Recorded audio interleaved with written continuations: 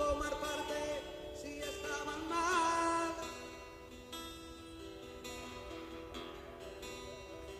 Quiero volver a aquellos tiempos donde levantabas tus trofeos y sacabas lo oculto a la luz, donde el pueblo tenía temor.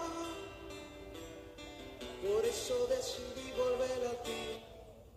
Muchos ministros de hoy quieren grabar un CD para obtener dinero y fama. Se le olvida que esto es para ministrar a las almas.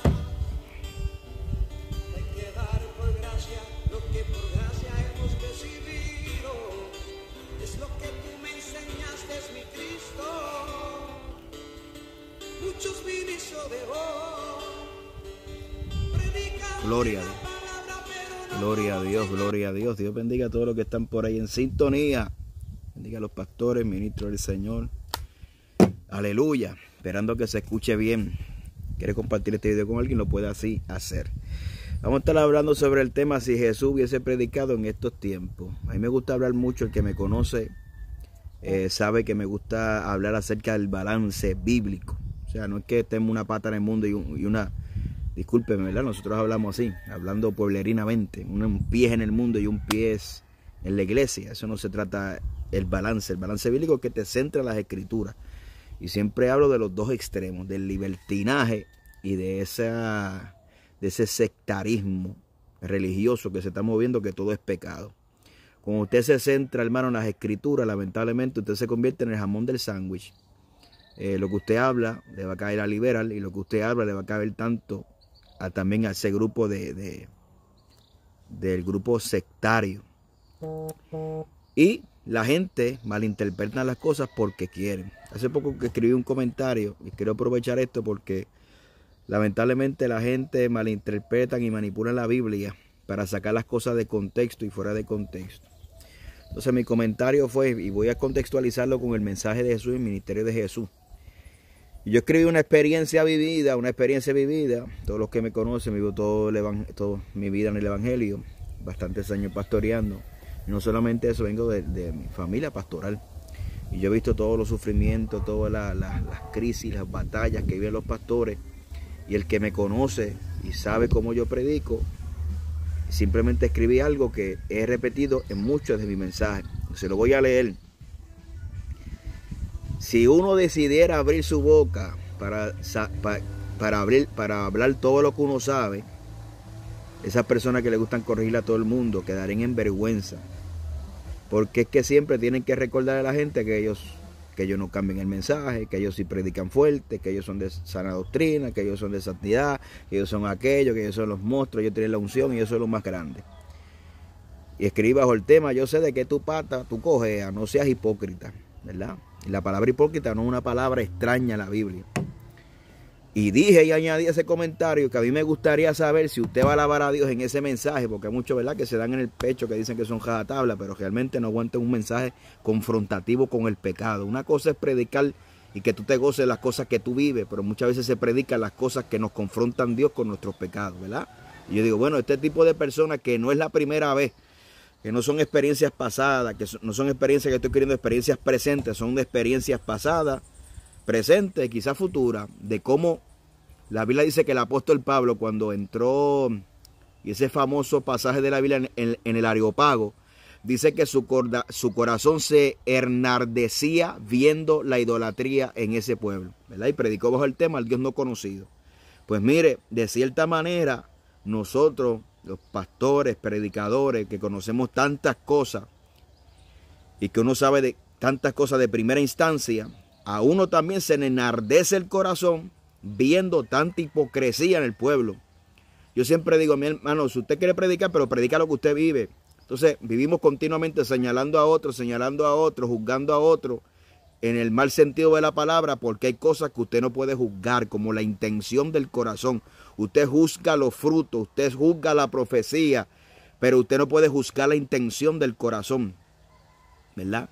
Entonces hay personas que malinterpretan lo que uno escribe y dice, no, usted no tiene amor, usted no tiene misericordia, usted lo que tiene es que orar por ellos. Entonces yo voy a aprovechar este momento para traer una enseñanza de cuándo usted ora por esa gente, cuándo es que usted ora, cuándo es que usted ora y cuándo es que usted no ora, porque el ministerio de Jesucristo, Jesús restauró a aquella mujer que fue sorprendida en el acto de adulterio. Cristo la restauró.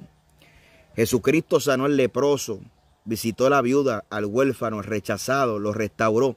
Pero cuando se confrontó con el pecado del fariseísmo, ¿verdad?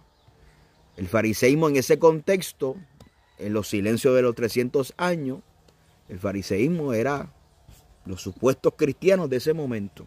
Obviamente, parafraseando, porque el cristianismo nació en la iglesia de Antioquía, en la iglesia primitiva, que se le llamó cristiano por primera vez, a los del camino o a los discípulos. Entonces, es lamentable que la gente comiencen a sacar textos fuera de contexto, cuando la Biblia dice que si tú tuvieras algo con tu hermano, vete aparte y habla con él. Mi comentario no tiene que ver nada porque yo tengo algo contra alguien. Usted tiene que diferenciar cuando es un pecado personal con mi vida, que usted me ofendió personalmente, que yo me enteré que usted estaba hablando de mí, que yo me enteré que usted estaba murmurando, que me estaba calumniando. Usted entiende que en esas situaciones, y ya esos son casos extremos, porque ese texto no se aplica a eso. Cuando usted sabe que hay algo que tiene un hermano contra usted, usted va, lo llama aparte y lo corrige y se reconcilian. Pero cuando es referente a un pecado, aquí hay dos puntos, aquí algo muy interesante, que la gente no entiende lo que es fallar y lo que es ser practicante del pecado, ¿verdad? Son dos cosas muy distintas. Hay que separar magnesia de gimnasia. Y voy a aprovechar esta oportunidad para entonces nosotros poder enseñar, porque la gente confunde una cosa con otra.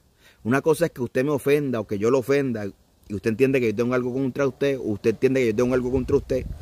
Los pasos bíblicos es llámalo aparte, reconcíliate con tu hermano, llama a testigos, ¿verdad? Ya ese llama a testigos cuando, y te lo por publicando cuando la gente no acepta la corrección. Ahora, pero cuando es referente a prácticas del pecado contra el cuerpo de Cristo, por ejemplo, lamentablemente nosotros hablamos de adulterio, de fornicación, de esos pecados que son gigantescos. Entonces parece que tenemos una escala de pecado, que entonces murmuración no es pecado. La crítica, el hacerle la guerra a un hermano, las calumnias, eso parece que son pecados santificados dentro del cuerpo de Cristo. Porque eso es precisamente lo que yo estoy señalando en mi escrito.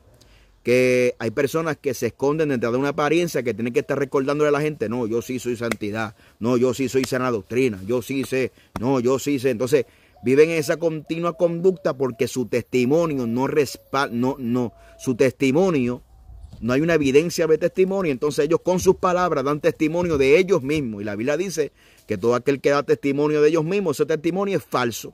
¿Ve?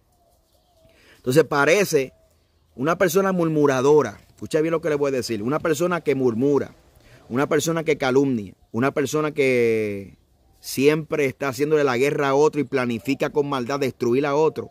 Esa persona es un practicante del pecado. Y yo le voy a ir a la escritura para refrescarle la memoria. Cuando la Biblia dice en Primera de Juan, el capítulo, creo que es el 3. A ver si es el 3. Gloria, es el 4. Pero voy a leer el 3. Vamos a leer el Gloria al nombre de Jesucristo. Poderoso Dios. Creo que es el capítulo. Poderoso el nombre de Jesús. Mire qué interesante la Biblia, porque la Biblia dice todo aquel que practica el pecado es del diablo. Todo aquel que practica el pecado, todo aquel que practica el pecado en ese mismo contexto, todo aquel que practica el pecado. Primera de Juan capítulo 3, versos 8 y 10. El que practica el pecado es del diablo, porque el diablo peca desde el principio. Y para esto apareció el Hijo del Hombre, para deshacer las obras del diablo. Todo aquel que es nacido de Dios no practica el pecado, porque la simiente de Dios permanece en él. No puede pecar porque es nacido de Dios. En esto se manifiestan los hijos de Dios y los hijos del diablo. Pastor, entonces explíqueme cómo podemos reconciliar ese verso 3, 8 al 10. Con lo que dice con lo que dice el libro de Juan, que dice: hijitos, si alguno pecare, tenemos abogado para con el Padre. ¿Y cómo podemos reconciliar la idea cuando dice, si alguno dice que no ha pecado, es mentiroso? ¿Cómo reconciliamos esas tres ideas? Número uno, el cristiano sí peca, pero es fallar a Dios. No es un practicante del pecado. Nosotros estamos en esta humanidad y Juan dice que todavía no se manifiesta lo que hemos de ser. Eso significa que usted como ser humano puede fallar. No es un practicante del pecado porque usted no planifica, no diseña, no dice, bueno, hoy voy a hacer tal y cual cosa. Y esa práctica del pecado, Hebreos la condena porque dice que el que está en esa práctica del pecado continua pisotea la sangre de Cristo. ¿Ve? Entonces cuando Juan dice, si alguno dice que no tiene pecado, es mentiroso. ¿A quién se lo está diciendo? Se lo está diciendo al impío. ¿Ve? Se lo está diciendo al impío porque aquí la Biblia dice, habla de las simientes, que es la semilla de Dios, que tiene que ver con la regeneración, que por eso la Biblia dice que para esto apareció el Hijo del Hombre, para deshacer las obras del diablo. ¿Y cuáles son esas obras del diablo? El pecado que te enseñoreaba sobre ti, que te mantenía en una actitud continua de pecado. Esos son hijos del diablo. Ahora, dígame usted, murmurar, ¿no es pecado? Criticar, señalar, ser hipócrita, ¿no es pecado? Cuando usted predica santidad en la doctrina, pero usted le hace la guerra al hermano, ¿eso no es pecado? Eso es pecado. Entonces, creemos que la única práctica del pecado es adulterio y fornicación. Si usted es un lenguilargo, si usted es un murmurador, si usted es un criticón, si usted lo que hace es hacerle la guerra al hermano, usted le hace la guerra a los siervos de Dios, usted es un hijo del diablo porque usted es un practicante del pecado. ¿Ve? Y como practicante del pecado, también Juan dice que hay pecados de muerte, que no se ore por ellos. No es que hay divisiones de pecado.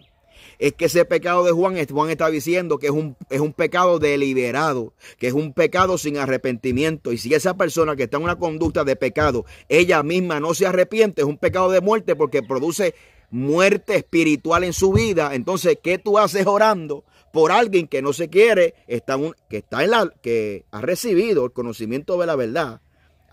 Dice que está en la iglesia. Y dice que es cristiano, y si es ministro, pastor, evangelista, y está con una conducta del pecado, es un hijo del diablo. Juan dice, usted no ore porque eso es un pecado de muerte que produce muerte. ¿Por qué produce muerte? Porque ya esas personas están en una fortaleza mental, su corazón se ha endurecido. Y por causa de ese endurecimiento de ese corazón, ya el Espíritu Santo no redarguye de pecado porque lo que le espera es un indicio de perdición. Esas personas están en un indicio de perdición porque están ciegos, están en una conducta antibíblica como lo hacían los fariseos, que ellos decían, nosotros somos hijos de Abraham, nosotros sí que hacemos aquello tal más cual, y siempre se pasaban comparándose con los discípulos de Jesucristo. Entonces esas personas es indicio de perdición porque no hay arrepentimiento. Entonces hay gente que dice, no, pastor, usted tiene que orar por ellos. No, a esas personas se señala. ¿Dónde la Biblia dice esto? Primero, número 1. Apúntese estos versículos bíblicos. Romanos 16, 17. Lo voy a buscar aquí, lo voy a leer. Romanos 16, 17. Romanos 16, 17. ¿Qué dice la Biblia?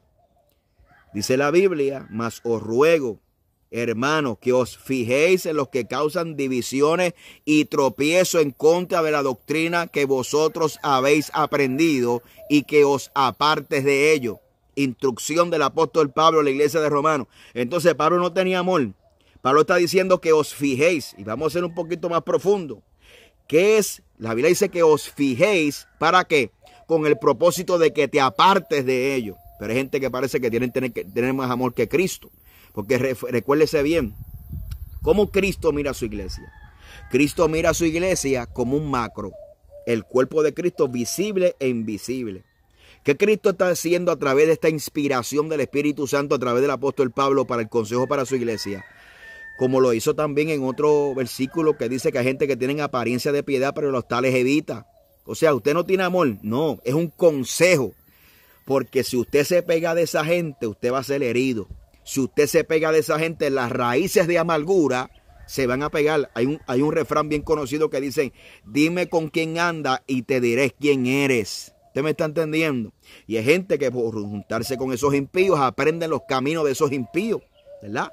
Ahora dice que te fijes en ello, que esa palabra, gloria, la palabra es evitarlo, mantener distancia. Eso es lo que significa eso. Ahora, Pablo no tenía amor. Vamos. Pablo no tenía amor porque decía que te apartes de ello. Segundo de Tesalonicenses, capítulo 3, verso 14. Esos son los textos bíblicos que la gente no lee.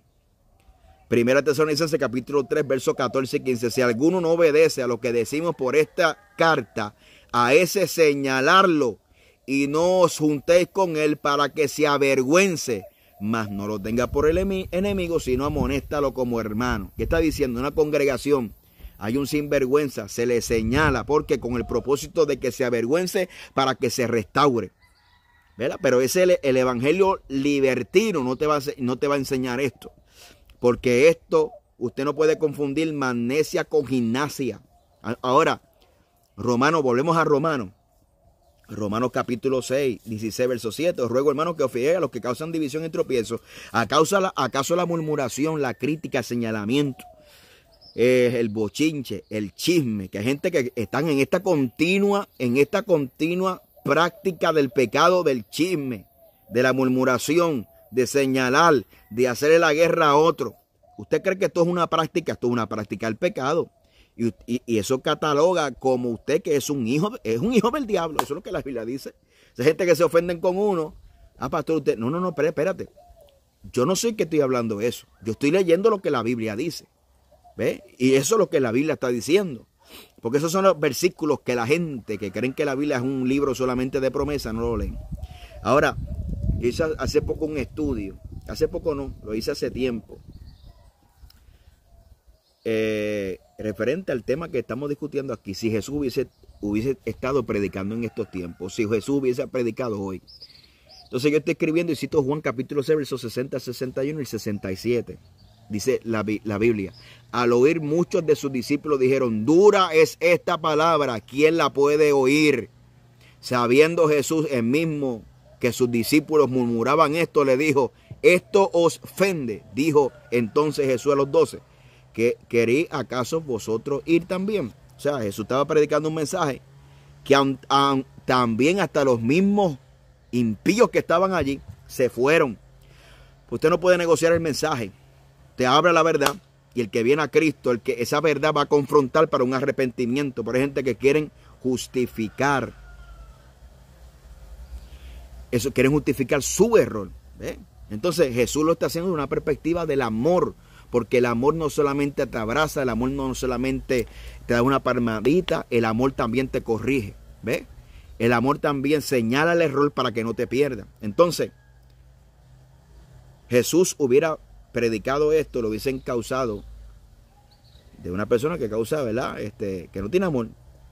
También Jesús dijo en Mateo capítulo 10, versos 34 y 35, no pensé que he venido a traer paz a la tierra, sino no he venido a traer paz, sino espada, porque he venido a poner disensión al hombre contra su padre, la hija contra la madre, la nuera con su suegra, y a los enemigos de los hombres serán los de su propia casa. El que ama a su padre o a madre más que a mí no es digno de mí. Al que ama a hijo o a hija más que a mí no es digno de mí. El que no toma su cruz y sigue en pos de mí no es digno de mí.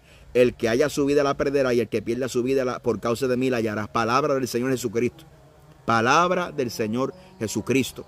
¿Qué está diciendo? Que tu postura va a causar división. Tu postura va a causar división. Tu postura va a causar que te rechacen. Jesús dijo, si Jesús hubiese dicho eso hoy, lo hubiesen criticado. Aleluya.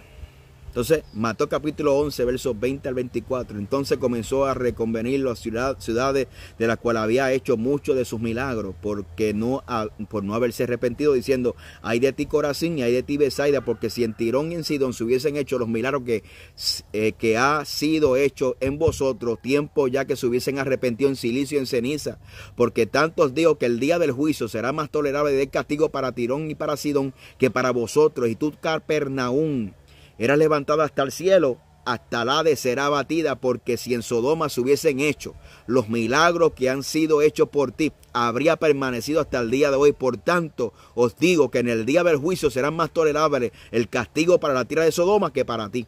¿A quién Jesús le estaba hablando? Jesús le estaba hablando a unas tierras de los impíos. Mira qué tremendo. Y Jesús le dio ahí. Le dijo, mire qué poderoso Jesús está diciendo. Si los milagros que se hubiesen hecho en ti, se hubiesen hecho en Sodoma y Gomorra. Y recuérdese que Sodoma y Gomorra ha pasado a ser una ciudad infame. ¿Por qué? Por el pecado que estaba allí. Y Jesús que conoce, recuérdese, Jesús 100% hombre, 100% Dios, que conoce el corazón, dice, si en aquella ciudad se hubiesen hecho los milagros que se hubiesen hecho en tu ciudad, imagínese, Sodoma y Gomorra hubiese permanecido hasta el día de hoy. Si Jesús hubiera predicado en una plaza pública ese mensaje, le hubiesen dicho, Jesús no tiene amor. Jesús estaba diciendo una verdad. Es tremendo. Ahora vamos para Mateo capítulo 23, versos 13 al 16. Mas hay de vosotros, escribas hipócritas. Dice como Jesús dice, mas hay de vosotros, escribas y fariseos hipócritas, porque cerráis el reino de los cielos delante de los hombres, porque ni entráis vosotros, ni dejáis de entrar a los que están entrando. Hay de vosotros, escribas y fariseos hipócritas, porque devoráis la casa de las viudas como pretexto a hacer largas oraciones, y por esto recibiréis mayor condenación. Hay de vosotros, escribas y fariseos hipócritas, porque recorréis mar y tierra para hacer un prosélito, y una vez hecho los hacen 2 veces hijos del infierno. Hay de vosotros, guías de ciego, que decéis, si alguno jura por el templo no es nada, pero si alguno jura por el oro del templo es deudor. Wow, hermano. O sea, Jesús confrontó el pecado de la hipocresía.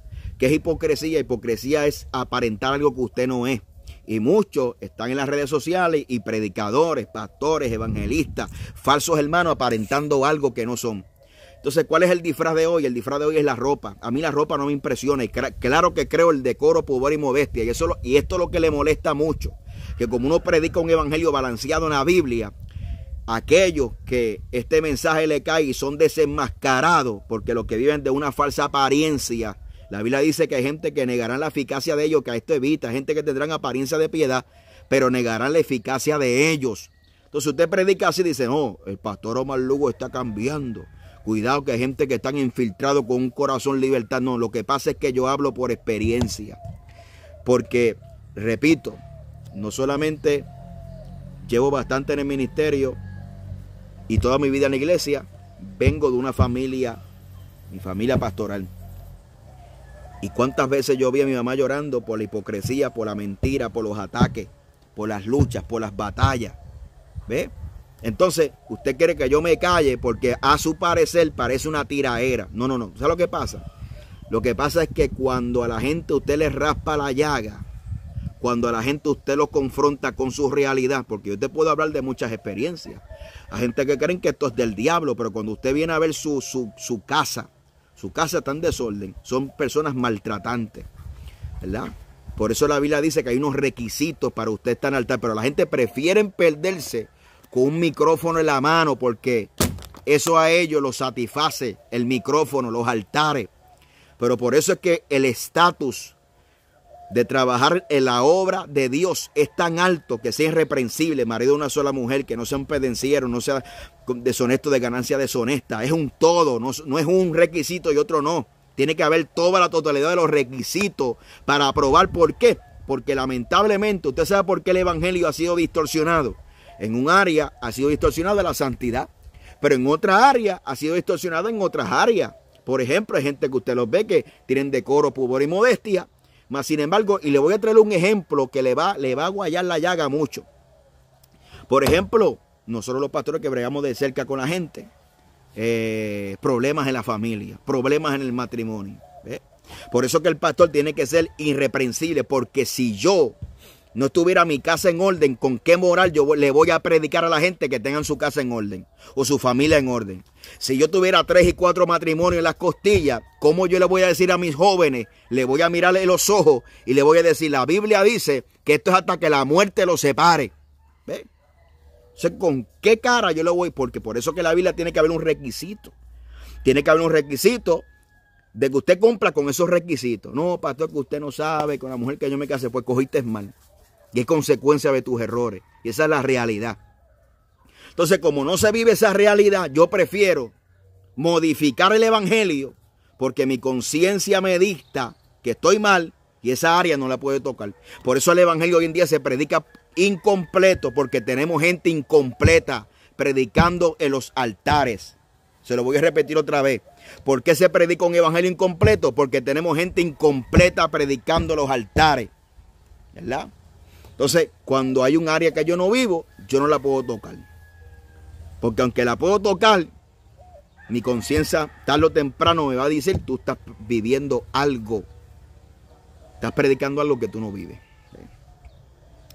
Entonces, cuando yo escribo, si yo decidiera abrir mi boca y decir todas las barbaridades que uno sabe, de esa gente que siempre le gusta estar metiendo fuetazo a todo el mundo y corrigiendo a todo el mundo. Yo creo en la corrección, pero recuérdese que para usted corregir a otro, su techo no puede ser de cristal. Escuche bien, todos tenemos defectos. El que no tiene dinga, tiene mandinga, como decimos nosotros aquí en Puerto Rico. Pero otra cosa es pecado. Otra cosa son puertas abiertas. Otra cosa son desórdenes. ¿Ve? Usted no puede andar corrigiendo a todo el mundo cuando usted es un canguro, que usted ha brincado como 500 iglesias. Entonces, ¿de qué estamos hablando? Entonces, lamentablemente hoy los más torcidos son los más que les gusta señalar. Y los más que supuestamente Dios los llamó a corregir a los demás. Mire, si usted tiene esas cositas, quédese calladito. Dedíquese a ganar la alma. Dedíquese a predicar. Entonces, como ellos saben que lo que uno está diciendo es real, es verdadero, porque está repitiendo la Biblia, ellos saben que en contra de la verdad no pueden. Entonces, ¿qué es lo que hacen? Atacar al mensajero, porque como no pueden atacar al mensaje, atacan al mensajero, ¿verdad? Por eso que aquí, ya al liberal se sabe quién es liberal, ya el apóstata se sabe quién es el apóstata. ¿Tú sabes cuáles son los más peligrosos? Aquellos que visten como tú, aquellos que parecen que son de santidad, pero tienen pecados ocultos, tienen cosas inconclusas, son unos desordenados. Ellos mismos se ungen al ministerio, salen de iglesia, dividen iglesia, se ungen a pastorear, disipulan a otros, tuercen el evangelio y siguen como locos por ahí, porque son gente sin formación. Un día creen una cosa, otro día creen otra cosa, otro día creen otra cosa. Entonces, esos son los peligrosos. Los que dicen que son y no son. ¿Ven? Entonces, muchos dicen, no, a usted lo que le gusta es la tiraera. No, lo que le gusta, a mí lo que me gusta es hablar la verdad. Porque este es otro problema, que se vio un evangelio egoísta, ¿verdad? ¿Cuál es el evangelio egoísta? El evangelio egoísta es el que dice, pastor, no, ore por ellos. Pastor, preocúpese por usted, sálvese usted. Allá ellos con el Señor. Esas personas tienen el pecado de Tiatira, la intolerancia, tolerancias del pecado. ¿Qué Jesucristo le dice a la iglesia de Tiatira?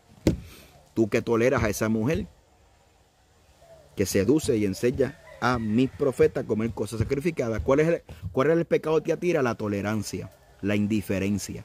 Es ese evangelio que te dice, sálvate tú, todo el mundo, no te importe lo que pasa aquí, no te importe quién engañe, no te importe la hipocresía, no te importa la mentira, no te importa nada, sálvate tú y olvídate de todo el mundo. Eso no es el evangelio bíblico. Aquel que no siente carga por lo que está pasando, fíjese bien lo que la Biblia dice.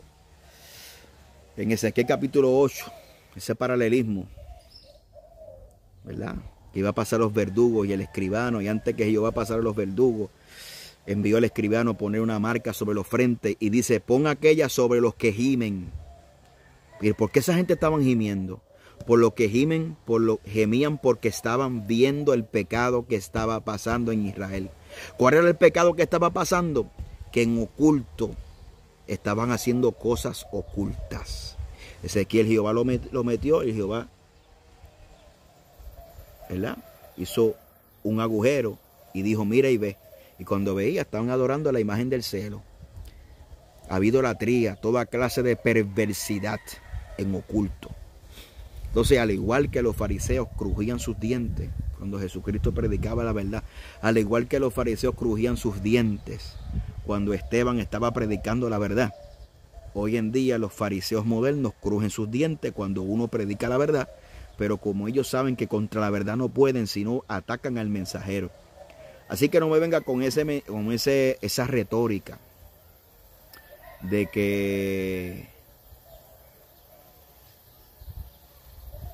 nosotros no podemos hablar, porque bíblicamente Jesús habló más fuerte que todos nosotros.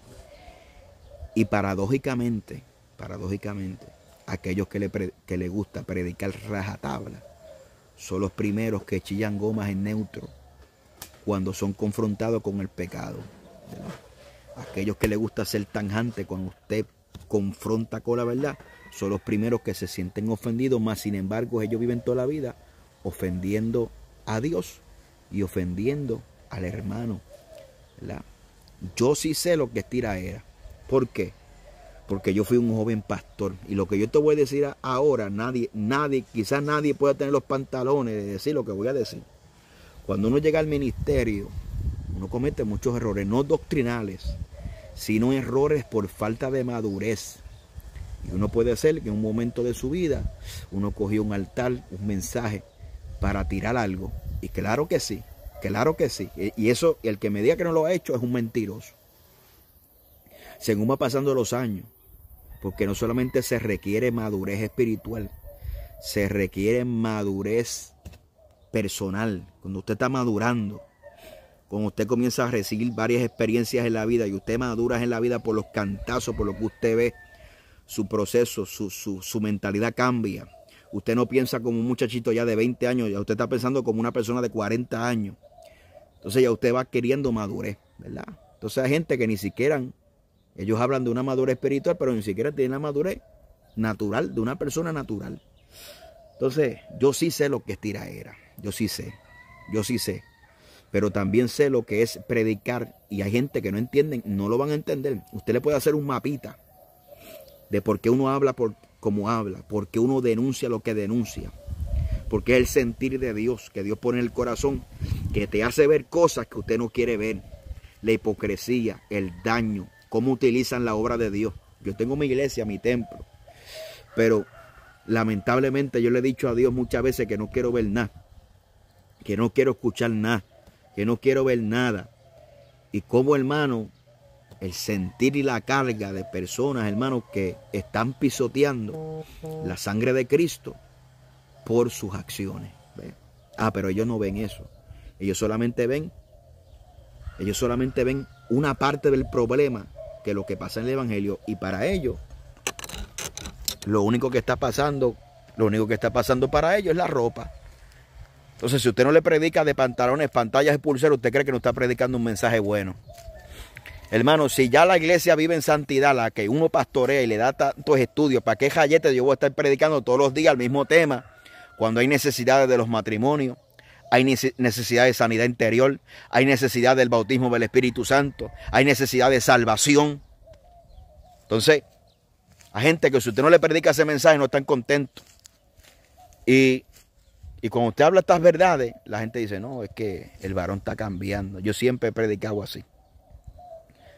Y lamentablemente, al igual que Jesús no tolero la hipocresía, yo como cuerpo de Cristo y como iglesia de Jesucristo, no tengo por qué tolerar la hipocresía de mentiroso, como Pablo dice. Le hace primera de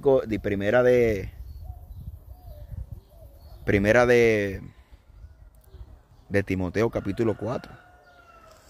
Las razones de las doctrinas de demonios es por hipocresías mentirosos que retienen la verdad.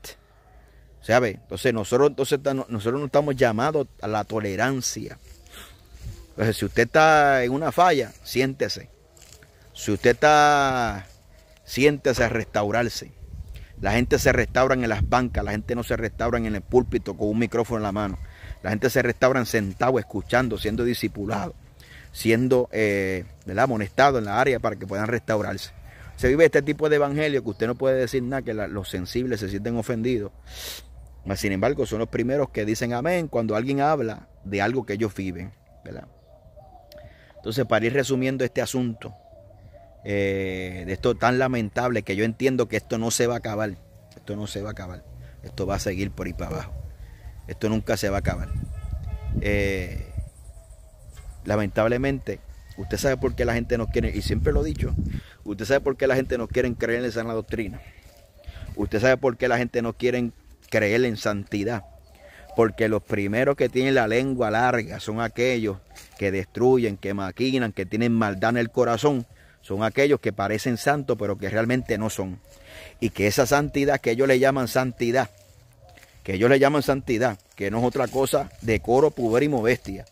Y el decoro, pudor y modestia no es exclusivo de los pentecostales, ni es exclusivo, porque las monjas tienen decoro, pudor y modestia. Los Jesús solo tienen decoro, pudor y modestia. Los árabes tienen decoro, pudor y modestia. Mas, sin embargo, el que santifica se llama Jesús y su palabra. Tenemos esta teología de la doctrina torcida, que a la gente, antes de salvarlo, le estamos predicando santidad. Se le queremos poner a la gente una ropa que es un disfraz para salvarlo, cuando ni siquiera saben la doctrina de Cristo. Esa es la gran hipocresía y esa es la gran mentira. Y a muchos les molesta que uno predique esto, ¿no? Que el pastor está cambiando. Si tú crees que lo que yo estoy predicando es una mentira, pues allá tú. Pero lo que estamos diciendo es una verdad. ¿Usted sabe por qué la gente no quiere creer en sana doctrina y santidad? Por personas que hablan una cosa y viven otra. Descarriado. Y el que se descarría porque quiere. Pero cuánta gente, yo le doy gracias a Dios. La gente dice, deje la tiradera. Mire, yo llevo más de 20 años pastoreando. Y si fuera tiradera, eso significa que yo no estoy apto para predicar en un púlpito y llevar un mensaje sanador, un mensaje restaurador, un mensaje de salvación. Mas, sin embargo, no podemos tapar el cielo con la mano. No podemos tapar el cielo con la mano. Si nosotros perdemos, en el buen sentido de la palabra, la autocrítica de nosotros, porque hay gente que quiere tapar el cielo con la mano, no, que eso no es así, sí es así como está pasando. O sea, la gente se han ido al libertinaje, escúchelo, escuche cómo la gente se ha ido al libertinaje, porque por los mal testimonios de muchos que creen que están viviendo una santidad, pero es embuste, no viven la santidad. ¿Por qué? Viven una santidad porque la sana doctrina tiene que ver con la conducta y el carácter de la persona. Existen dos facetas de la sana doctrina. La faceta teológica, ¿verdad? Ese evangelio completo de las 16 doctrinas pentecostales, completo, que se llama el evangelio completo. Y también tenemos esa faceta que la sana doctrina produce el carácter de Cristo, produce esa regeneración, produce que aquel que confiese esa sana enseñanza se parezca a Cristo. Usted podrá decir que es sana doctrina, usted podrá decir que es súper, qué sé yo, lo que usted quiera. Pero si su conducta, ¿verdad?, se aleja del carácter de Cristo, usted no es sana doctrina. Usted lo que está en un club. Usted está en un club de personas que se creen algo que no son. Y todo aquel que no esté en lo que usted cree que es sana doctrina, lo va a atacar. ¿Verdad? Lamentablemente. Y iba a hacer un video también de la prioridad del evangelio, referente a que la gente hoy en día se concentran más que en la defensa del evangelio. No, que estamos defendiendo el evangelio. ¿Y las almas para cuándo? ¿Para cuándo es la prioridad de salvar las almas? Entonces, la iglesia ha caído en este engaño, que obviamente la apologética y la defensa bíblica tiene como fin convencer a los que dudan, salvar a los que retrocedieron atrás, ¿verdad? Y hay una mínima parte que está enfocada en señalar lo falso, la falsedad. Pero la gente han hecho un desbalance de la defensa del evangelio. Solamente se han dedicado a denunciar. Pero que no hay salvación de alma. Si el cielo invirtió todos los recursos, obviamente, su esfuerzo, Dios envió a su Hijo unigénito para todo aquel que en él crea no se pierda, mas tenga vida eterna. Eso quiere decir que la prioridad y la visión de la iglesia es salvación de las almas. Y hay muchas personas que lamentablemente han caído en la trampa del diablo de estar denunciando. Viven toda la vida denunciando y denunciando. Entonces el evangelio de ellos denuncia. Entonces usted le habla, dice, no, nosotros estamos sirviendo a Dios. Entonces tú interpretas que tu servicio a Dios es perseguir a la gente. Eso es lo que tú me quieres decir. Porque la Biblia dice que hay gente que Jesús dijo, os perseguirán y os matarán. Y llegará el día que aquella gente que harán esto pensarán que le están rindiendo servicio a Dios. Entonces la gente le sirven a Dios persiguiendo a la gente. La prioridad son las almas y las almas. Entonces la gente engañan, Satanás ha engañado a la iglesia de hoy. Yo no digo que no hay que defender el evangelio. Se defiende el evangelio a capa y a espada. Pero la prioridad tiene que ser las almas. ¿Por qué? Porque si usted se basa, ¿verdad? Denunciando los falsos, pues ya su apologética, su defensa del evangelio es desbalanceada. ¿Por qué? Porque Pablo mencionó a Alejandro el Candelero, Alejandro mencionó a Emilio y Fileto, pero no se pasó en todas las epístolas mencionándolo. Él lo mencionó una vez y se acabó. Entonces, usted está perdiendo el tiempo en mencionar a fulano de tal, y fulano de tal, y fulano de tal es un falso, y fulano de tal, y bla, bla, bla, y bla, bla. Entonces las almas, ¿para cuándo? ¿Para cuándo las vidas que se van a salvar? ¿Para cuándo usted va a restaurar el caído? ¿Cuándo es que usted le va a concentrar sus energías? Entonces, es un desbalance porque no solamente la defensa se concentra en desenmascarar lo falso, o la falsa doctrina, mejor dicho, porque esa otra fase es convencer a los que dudan, ¿ve? A los que dudan, a los que están torcidos. La Biblia dice que se encontraron, si no me equivoco, a un predicador, se me olvida el nombre, los apóstoles le expusieron mejor el camino. Los apóstoles no lo atacaron, los apóstoles se reunieron, ¿verdad? Que dice que era elocuente y poderoso en palabras, y se me olvida el nombre. Dice, los discípulos le exponieron mejor el mensaje del evangelio. Ellos no se dedicaron a atacarlo, mira este hereje que no conoce, no. Ellos se dieron a la tarea de reunirse y de educarlo, y el hombre fue, y si la persona es de Dios, te va a escuchar. ¿Ve?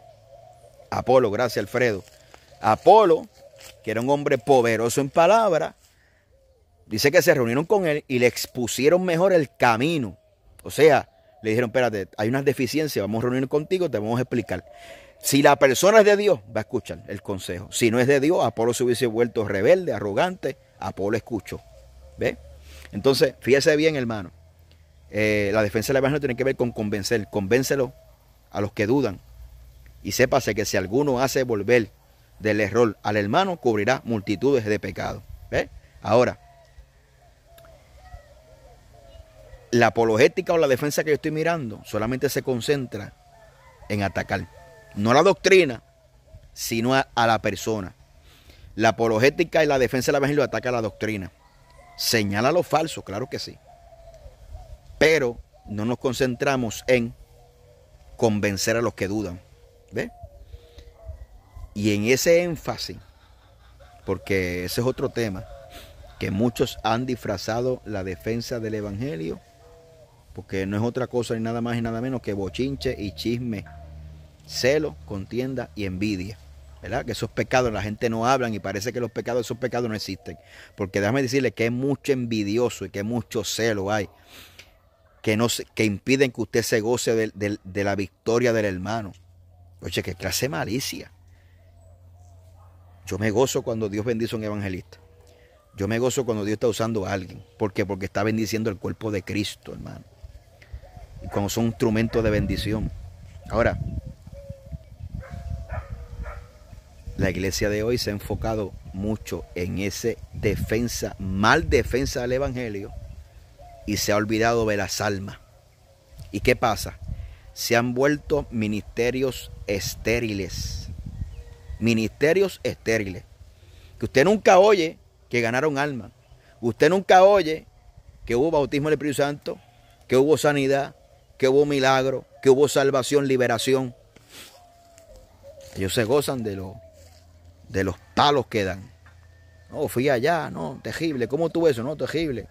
Yo fui allá, y los jalté a palos, una cosa terrible. Ese es el evangelio de Cristo, en serio. Un evangelio solamente que sale a repartir palos, pero no sabe concentrarse para que las almas se salven. El que está confundido sea libre de su confusión. Yo no quiero ser parte de ese grupo, que me identifiquen con ese grupo de personas que lo que hacen es maltratar al cuerpo de Cristo. Que no hay integridad, no hay seriedad, no hay nada. Por eso es que Satanás le ha hecho una trampa mucho. Y sus ministerios, que eran poderosos en Dios, señales, maravillas, prodigios, milagros. Porque esa es otra cosa, porque ahora está la cuestión de criticar la manifestación del Espíritu Santo. No, y que eso es herejía. Hello, hermano, escúcheme bien. Hello, lea la Biblia. Pablo en Corintios corrigió el desorden, no le llamó herejía ni apostasía. Se corrige el error de esa manifestación desordenada de la profecía o de hablar en lengua o de otras cosas. No, que apostasía. Tenga cuidado con la blasfemia del Espíritu Santo. Tenga mucho cuidado. Pues tenemos hoy un evangelio que critica la manifestación, pero la santificamos como defensa del evangelio. Tenemos un evangelio que critica, murmura, envidia, celo, pero la disfrazamos de defensa del evangelio. Ese evangelio sin manifestación, sin restauración, sin un enfoque vital en que las almas se salven. Que las almas se salven. Es más, nos gozamos cuando las iglesias se vacían. No, yo predico fuerte y el que se quiera, el que se largue. Aquí estamos para sumar y no para restar. Y no es que usted cambie el mensaje, pero yo he escuchado gente con ese orgullo hablando que se le vació la iglesia. Usted es un mediocre. Hay pastores que son pastores mediocres. Y yo no estoy hablando porque yo, con mucho respeto, aquí tengo pastores en mi página muy buenos que están viéndome ahora. Pero hay gente que son ministros mediocres, que se gozan que tienen que santificar la mediocridad. Si usted tiene la verdad, si usted tiene el Espíritu Santo, si usted tiene la unción, ¿por qué entonces las almas no se convierten? ¿Verdad? Porque la mediocridad no nos lleva a trabajar las almas. La mediocridad no nos lleva a discipular correctamente. La mediocridad no nos lleva a amar las almas. ¿Ve? Eso es peligroso. Porque con decoro, pudor y modestia, en esencia, estamos practicando un evangelio diferente. Aunque creas en el bautismo del Espíritu Santo, aunque creas en las doctrinas fundamentales, si en la práctica, por eso que Tito dice que hay gente que profesan conocer a Dios, pero lo niegan con los hechos. Entonces, hay gente que en la práctica, no en la teoría tienen A, pero en la práctica estás practicando otro evangelio diferente. Un evangelio que no salva, un evangelio que hiere, un evangelio que destruye, un evangelio que es movido por el celo carnal, un evangelio que santifica la murmuración, la envidia y el celo, y lo disfraza de apologética, de defensa del evangelio. Un evangelio estéril que lo que produce es división en el cuerpo de Cristo, como lo estamos viendo hoy. La división más profunda en el cuerpo de Cristo la estamos viviendo hoy. Hoy, sí, así como lo escucha. La pagaera más grande la estamos viviendo hoy. Yo digo, pero bueno, acá si hay santidad, si está la doctrina correcta, si dicen que hay santidad, ¿por qué entonces Dios no se mueve como se mueve antes? ¿Por qué?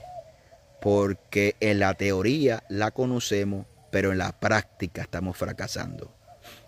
Hay prácticas del pecado en la iglesia porque hay dos cosas que impiden que Dios se mueva. La incredulidad, que eso hay mucho, y muchos los que son sembrando incredulidad. Y lo segundo, el pecado. No, pastor, es que en mi iglesia no hay ningún adúltero. Ese es el problema, que creemos que solamente el pecado es adulterio, fornicación, lascivia. ¿Y qué pasó con la mentira, con la envidia, con el celo? Contiendas, disensiones, pleito. ¿Qué pasó con eso? Eso no es practicar el pecado. Eso es practicar el pecado también. Ya no se habla de la oración, del ayuno, de la búsqueda, de la intimidad. No hay hambre. No hay hambre de eso. Lo que hay hambre es de poder, de exhibirnos, de que la gente nos reconozca, de ser los aquellos y los otros, pero no estamos viviendo ni proyectando a Cristo. Que Dios nos ayude. Solamente Dios puede enderezar esto. Así que le dejo este corto pensamiento por ahí. Amén. Por ahí me dijeron que están varias personas viendo. Dios te bendiga. Todos los siervos de Dios, pastores, ministros del Señor. Sépase que yo me gozo de sus victorias. Me gozo cuando Dios bendice a mi hermano pastor Daniel, que está por ahí. A los diferentes ministros, Daniel Santos. Cuando Dios bendice a mi hermana Emilia allá abajo en el oeste.